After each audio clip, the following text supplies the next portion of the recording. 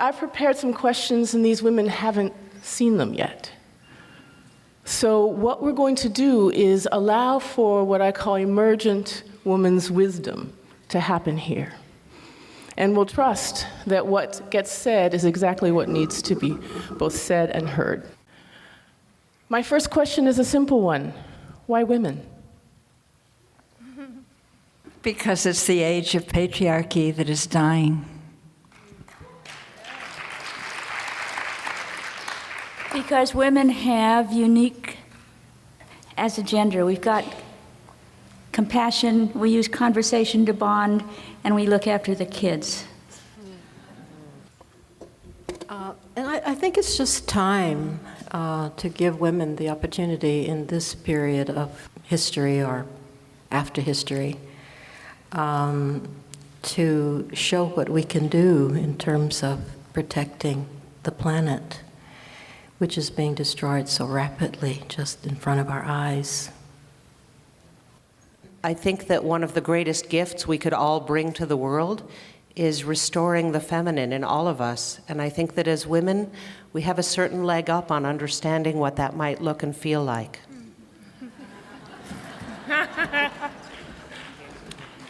Thank you. Mary Oliver writes, "You do not have to be good. You do not have to walk on your knees for 100 miles through the desert repenting. You only have to let the soft animal of your body love what it loves." That's from her poem, Wild Geese. The line between women and animals has often been drawn to shame us or keep us in line. As we reimagine this world, what is the rightful relationship between women and our animal bodies?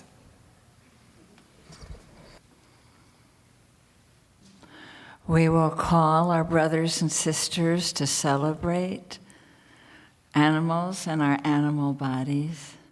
The terrifying thing that is happening to our culture, to our global culture now, is that the instinct for the preservation of life is being cut.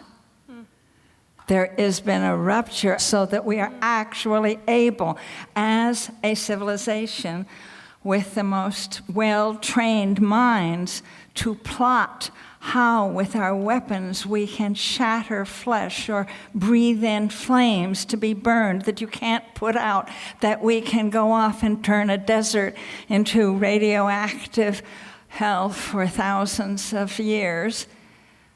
We have lost our connection, our erotic connection to life.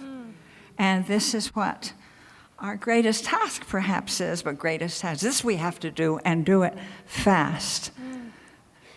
And to relieve ourselves of the terrible loneliness that makes us crazy when we cut ourselves off from the rest of the web of life. Chief Seattle warned us of that. He said, without the beasts, you will perish of a great loneliness.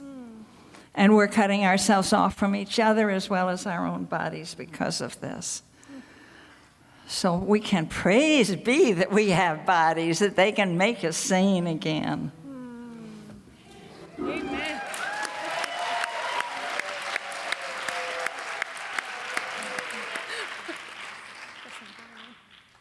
What is the rightful relationship between women and our animal bodies? I think Mary Oliver is right to say that we should let these bodies love what they love, because when you do that, you break every possible law. And that's always very energizing.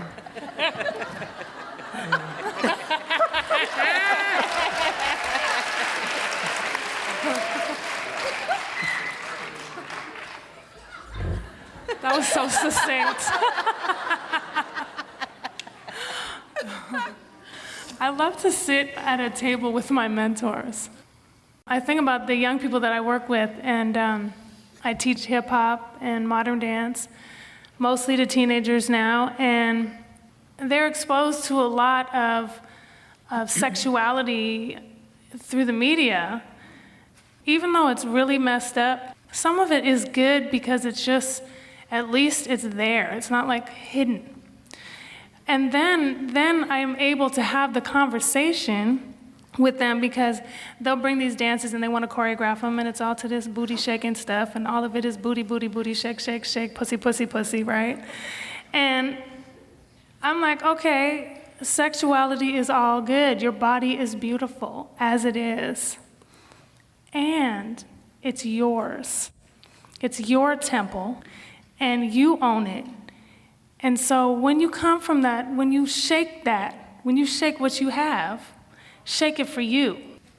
You know what I'm saying? Because then when you shake it for you, there's something empowering about it, rather than giving away the power to somebody else. Right? And so my whole chant last year was sexy and strong, sexy and strong. I want to echo what Sarah said. It's amazing to sit at a table with so many mentors. What I'm reminded of is lessons that I've learned from several of you about the value of grieving and darkness. And it's come to be a real guidepost for me to help me orient myself toward the places that are painful and difficult. I think I read an interview with Alice where she talked about how when we encourage ourselves to go deeper, we expand our capacity for joy at the same time. And it feels to me like that's part of reinventing how we understand ourselves to be human, is to expand our capacity at both ends. And the other thing that your question raises for me, Akaya, is that we all have the disease of modern American culture, which lets us think that our minds are so smart. And actually, I've been struggling to find my own voice in writing and speaking, and one of my favorite teachers keeps telling me that if I stop trying to sound like a smart white man, I'll be fine.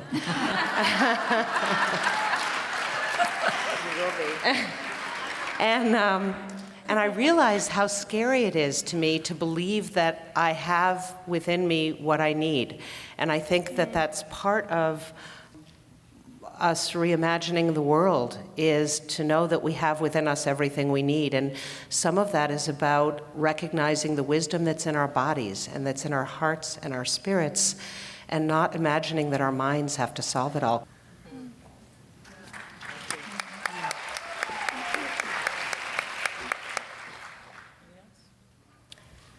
Well, I'll add to that. I think that for me, the journey lately has been getting closer to the other animals and understanding that as a path to myself. Alice Walker.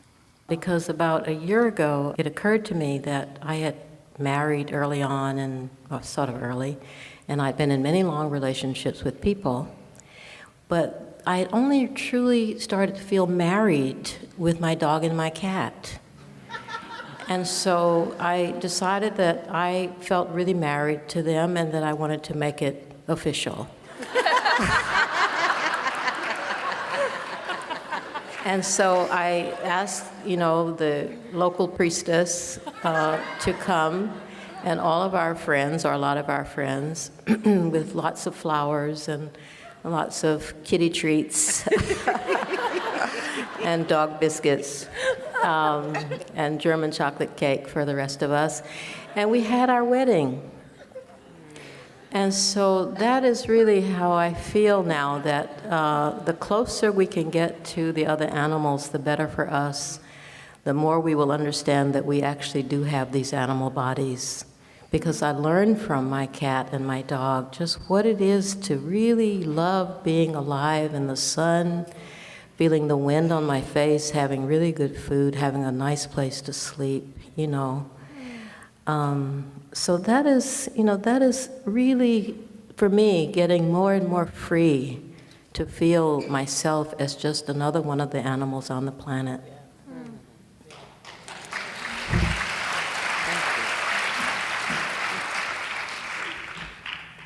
Again, moderator Akaya Windwood. In an all or nothing dichotomous world, which is where we're living, inclusion has meant allowing for everything, including war and rape and greed.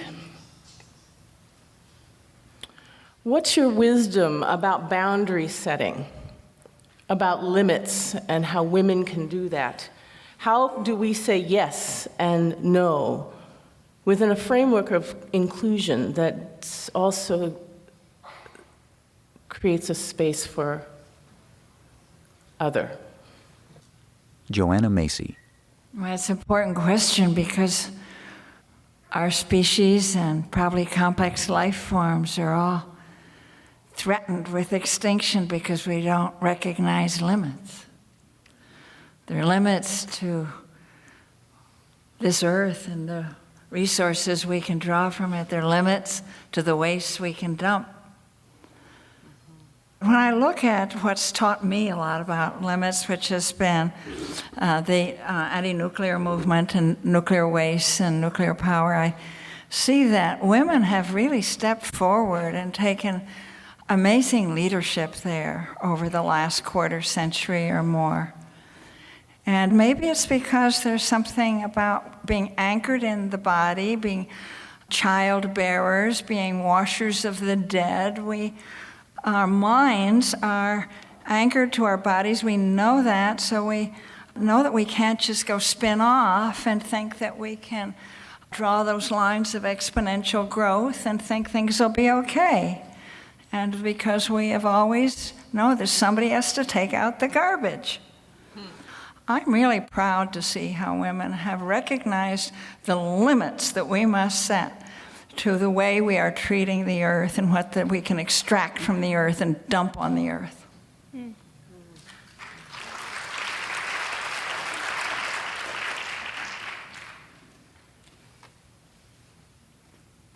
You know, we changed the world in the late 60s and 70s. It was just women sitting in circles talking, but talking about what was true and supporting each other to do what each woman individually was moved to do. And usually started with going home and bringing about a egalitarian relationship with a significant other or not.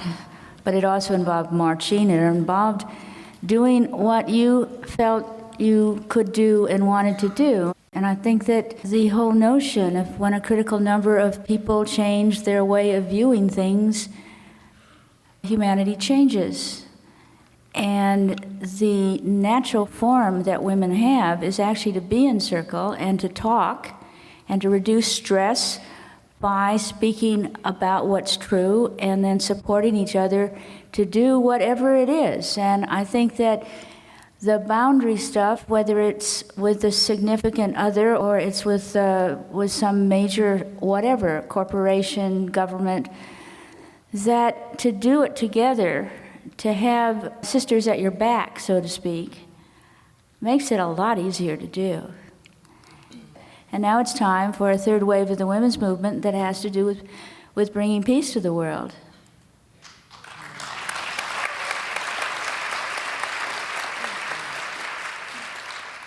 I need to reveal something of the inner workings of my brain here, which is that this question about boundaries has me going. Nina Simons.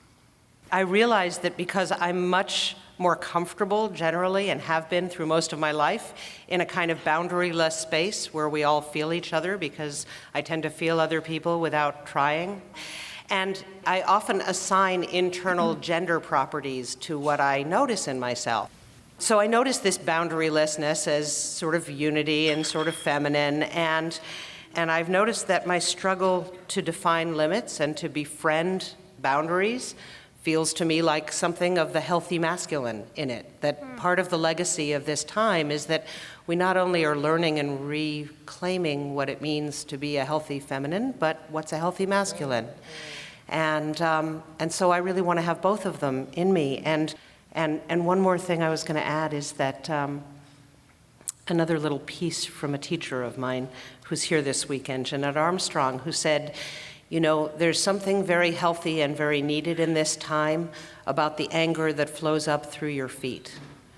And I've been sort of exploring that because I grew up thinking anger was bad, and had no place in my world. And I've been beginning to understand, like when I hear you talk, Joanna, about the anti-nuclear movement, that's the outrage and the anger that comes up through the soles of our feet that says, no, this cannot be. We have to stop this. We have to take a stand. And I think actually, for me, I'm wanting to encourage that in my life because it feels like a strengthening of limits for myself that's about what I really want to take a stand for and how much I want to encourage everyone else to join me.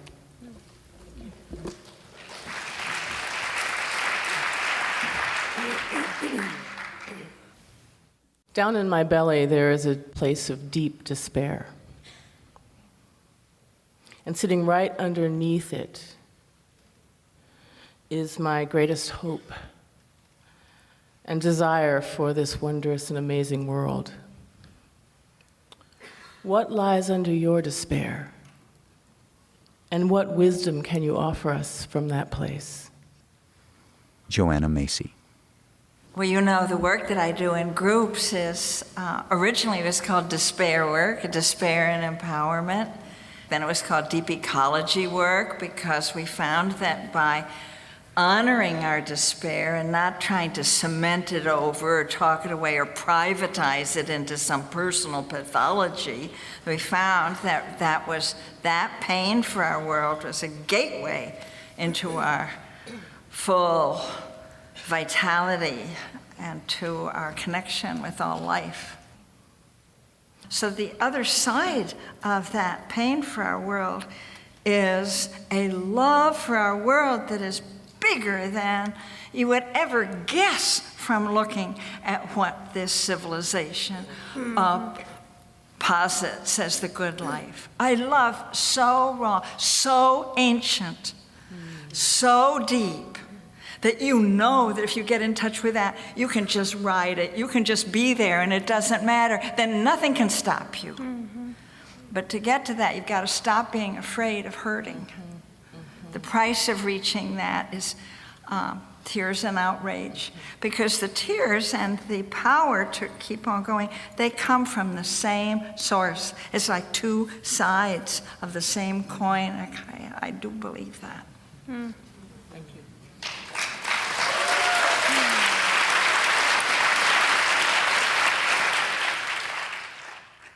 Alice Walker.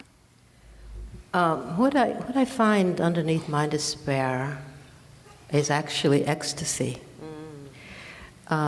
Because I am so incredibly happy that I'm here now. Not in the future, not in the past, but somehow lucky enough to be born just right now, to be here right now, is such a gift. Because the despair is, for me, that it's that mile thick covering of ice that Al Gore tells us about in his film. And when I think of our planet, which is so glorious and so alive and so colorful and so warm and with so many birds and all kinds of things, when I think of all of that under the ice, I feel such sadness. It's almost unbearable. But the joy of actually being here, to somehow have made it here, and I feel this very intensely at times when I allow myself the space to experience eternity. I'm very sorry that seems to be the future of the planet, but I also feel that she will be fine. She will be fine. And she has somehow managed to leave me here now, to have me witness, to be a witness to her magnificence, and her beauty, and her generosity, and her grace. And that's the ecstasy.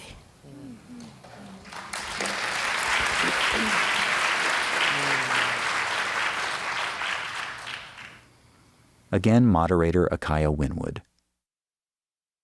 So many of us can taste and see and feel this world that we're reimagining. Arundhati Roy tells us another world is not only possible, she's on her way. On a quiet day, I can hear her breathing. Tell us how we can get from here to then. What practical, everyday actions can an ordinary woman like me do to move us along? Alice Walker. I think that sometimes it's very hard to know where you will serve next because the place that you're standing is not holding, or you don't see the effectiveness. For instance, all of those marches and all of those speeches and all of that anguish to try to stop the war, the last big war against Iraq, and before that against Afghanistan. And it's not that I personally gave up on that, and I still do that, but I also realize that we have to change the consciousness of our children about war, that they don't know what war is. And how could they? Because their parents give them camouflage diapers, and they buy them toys that they use to harass and hurt each other, and they think war is a game. So it was necessary to move on to writing children's books about war, or a children's book about war, to help shift the consciousness of our children. It seems to me maybe a very, very long shot, but it certainly seems worth doing. And I think in my own life, the now and the distant yonder is held together by hard work. And sometimes it's too hard, and sometimes, I feel like I have, 18 or 19 arms, as Durga has, and all of them are whirling. And then someone comes along and they want me to use a 20th arm, and I don't have it. So that is very possible, but it reminds me of what my friend Gloria Steinem used to say. When we worked together on Ms. Magazine, I would see her, frantically going around trying to raise money to keep the magazine going. Then she'd come in the middle of the night and try to write articles, and then there were always people wanting this and wanting that. And then they were kvetching. So she's doing all of these things, and somebody would say, well, why don't you speak up about, I don't know, whatever. And she used to say, she said, I feel like a sitting dog being told to sit. Okay. and this is how it is. This is how it really is often for the people who are showing up to hold up the hoop. Everybody really should be showing up to hold up the hoop, and if everybody showed up, the hoop wouldn't be so heavy. Okay. But those of us who feel like we have to hold up the hoop, we're there, and we're often being told, to sit. We're already sitting. So hard work and understanding that at this point, it really has to be about service. It's not about career. It's not about hardly anything else, but where can you serve the people, and where can you serve the planet, and where can you serve humanity and all of the rest of the animals, and finding the joy of that. I find it actually, when I'm not myself wanting to take to my bed, just really, really joyful and happy. So that's what I would say, Akaya. Thank you,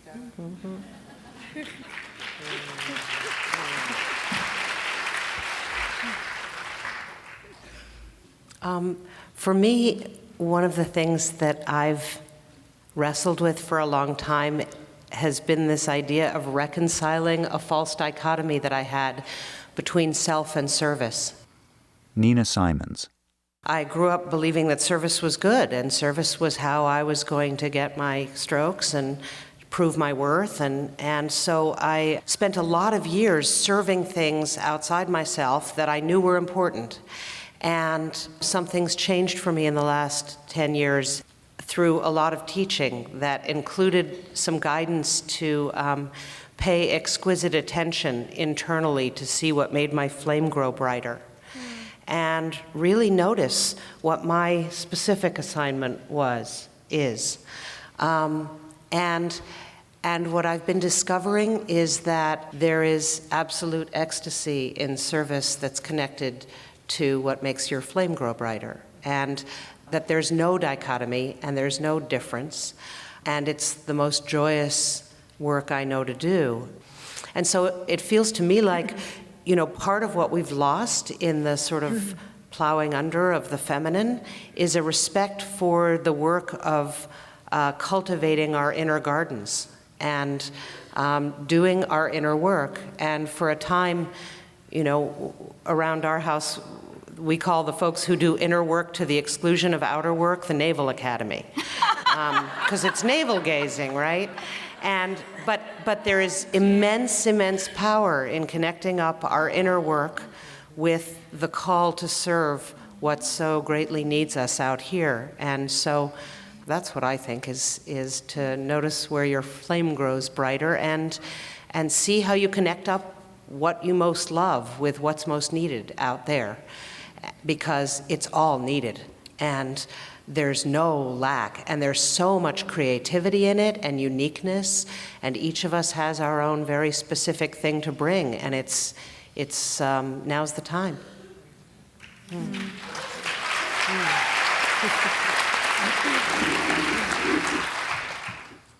Joanna Macy.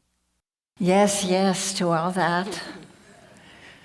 Service, finding your passion, doing what's right in front of you. I would only add, take a moment or build it into your attitude, the way you look at the sky, the way you breathe the air, to the larger context. And I'm thinking actually about the context of time. I have just returned a couple of days ago from 30 days on a wild stretch of the Oregon coast with 60 people. And we called that Seeds for the Future, an immersion in deep time. Now, all these people who came were right up to their elbows, their shoulders, over the head, active in causes for the healing of our world and the welfare of all beings. And we were deliberately taking time to look at the larger context in which we live, knowing that our culture has a very peculiar and I believe unprecedented experience of time, which is accelerated and fragmented. Hurrying up the kazoo, you hardly have time to think a thought 2 inches long. You're just pushed and driven. And so we were looking at teachings during our time together and putting them into practice that would be somewhat similar to what the Buddhists call the fourth time in Tibetan Buddhism. They're the beings of the 3 times, past generations, current generation, future generations. And then there's the 4th time that we can access by a choice we make in the present moment to expand our temporal context and include them. This has the most, so we were inventing ways to do this, we were looking at what it would teach us, and it is remarkable to be able to learn to see what you're doing within a context that is actually larger than your lifetime. Now, right away, it's sort of like a poor man's enlightenment, because immediately you do that, you know that you won't be able to see the results. You can't be dependent on observing the results of your own actions. It's very liberating. And you can feel an enormous support coming in to you. Our ancestors had it. A support coming from knowing that the ancestors are with you, and of knowing that the future generations are within you also. As my teacher, nuclear activist Sister Rosalie Bertel says, every being who will ever live on Earth is here now. Where? In your ovaries and in your gonads and in your DNA. And the choices that you make now have a lot to do with whether they'll have a chance to be born. sound of mind and body. We were practicing these last 5 weeks how to live and work, as particularly now that we're coming back to good old speedy usual time, with an expanded sense, a time frame. And it gives a sense of buoyancy and a sense of deep companionship. And furthermore, I'll close with this. It helps us act our age. Because we are, well, if only you think of your age as Gaia, there you are, 4 billion years. But when you think that every particle and every atom and every cell of your body goes back to 13.7 billion years, to the primal flaring forth. So it's time we acted with the full authority as well as grace and beauty and perhaps unexpectedness of our true age.